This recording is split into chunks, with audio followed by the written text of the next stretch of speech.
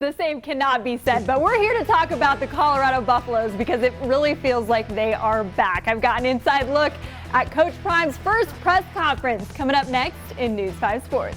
Yeah, how about that?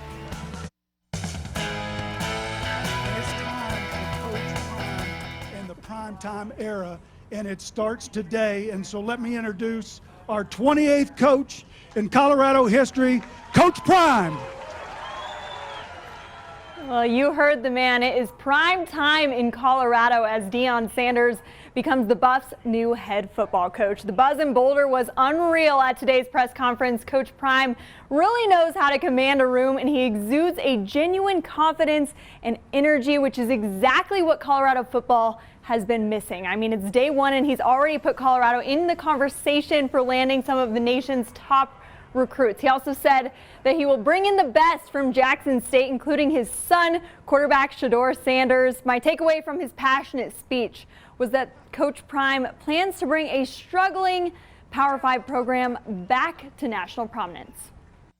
All you want is an opportunity to win, to compete, to dominate, to be amongst the elite, to be amongst the best.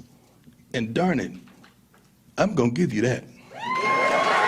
And this is my job and my occupation and my business and my dream to bring you back to where you know you should belong.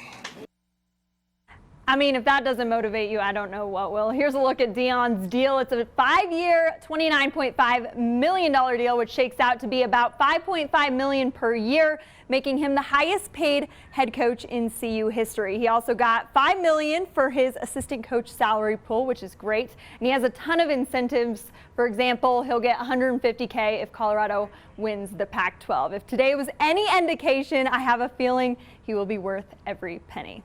The Air Force football team is bowl bound. The Falcon fans can mark your calendars for December 22nd as Air Force is set to compete in the Lockheed Martin Armed Forces Bowl against the Baylor Bears. So we have a Mountain West versus Big 12 matchup brewing. These two haven't played each other since 1977. The Falcons enter looking for win number 10, while the Bears finished at 500 with a 6-6 record. This game will be played in Fort Worth, Texas on TCU's home field. It's a 5:30 p.m. Mountain Time kickoff. And it was another bad day for the Denver Broncos offense. No touchdowns and no momentum.